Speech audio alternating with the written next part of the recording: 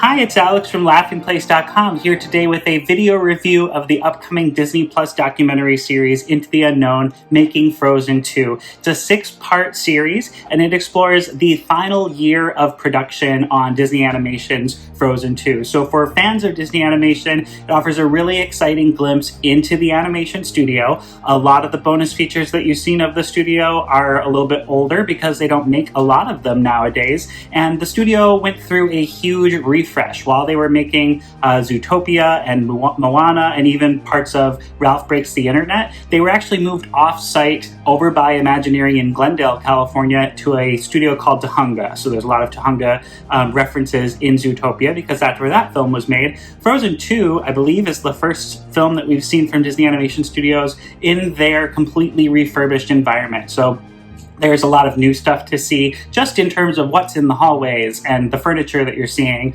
But what's really awesome about the series is that it takes the time to get very personal with the documentary subject. So they don't make a lot of these kinds of bonus features anymore, but when Disney was making the hour-long making of documentaries on their DVD and Blu-ray releases, typically those were very condensed. It was really, how did the story come about?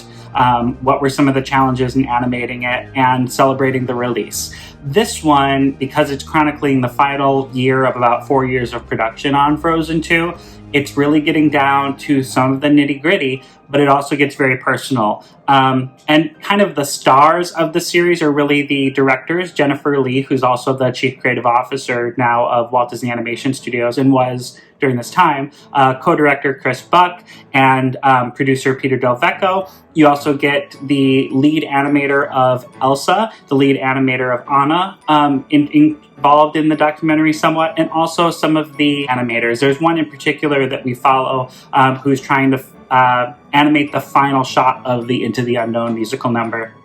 Speaking of Into the Unknown, that's a nice title because it's the most popular song from the film, so it kind of grabs your attention. But actually a more fitting title for the series might as well be Show Yourself, because that is kind of the overarching narrative of the 3 episodes that I've seen. And they did a press conference yesterday and they mentioned that that kind of took over the conversation for the film as well. They had a lot of problems getting that final number right. As you'll see in the documentary, they actually went back and forth over whether they cut it completely or replace it with a different song.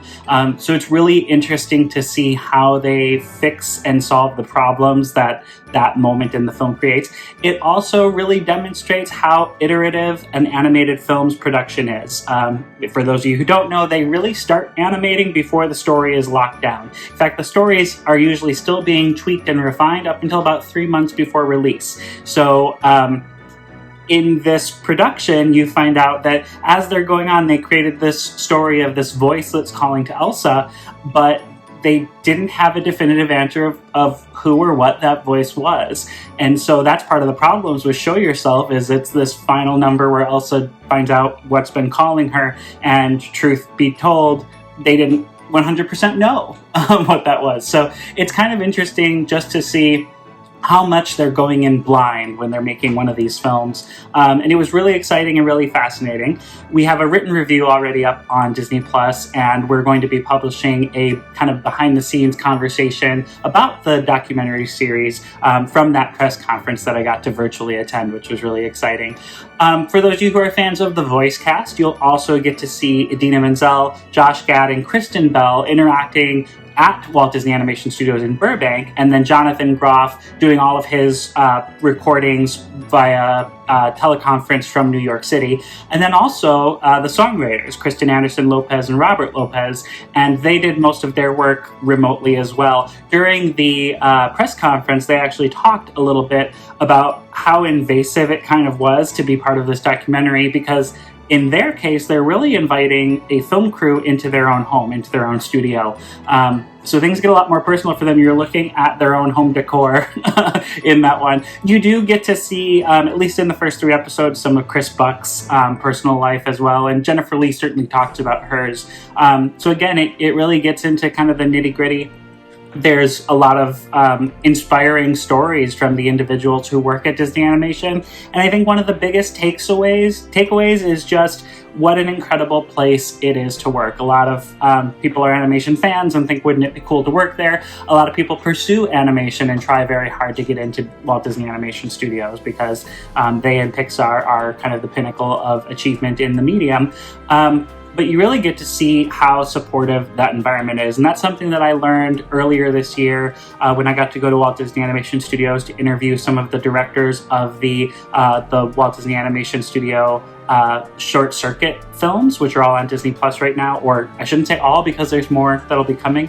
But we have one-on-one interviews with a lot of those directors on laughingplace.com as well.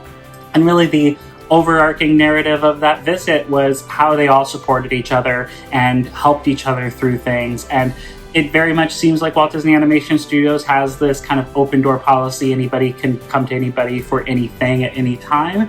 And you really get to see that exemplified in Into the Unknown, making Frozen 2. Disney Plus is mass launching all 6 episodes on Friday, June 26th. So you get to binge watch the series if you want, or you can spread it out. It definitely made me want to go back and watch Frozen 2 again. I've seen it, I think, twice, once in theaters and once when it came on video. And it's not one of my favorite Disney animated films, but seeing Into the Unknown making Frozen 2 really made me appreciate it more. And especially just appreciate all of the extra hard work that goes into making these films and how much time and love people put into them. So I'm definitely going to go back and rewatch the film. It's given me new eyes to do that, and I'm excited for that experience. And I hope you guys check it out. Thank you so much for watching, and I hope you have a great day. Stay safe. Bye.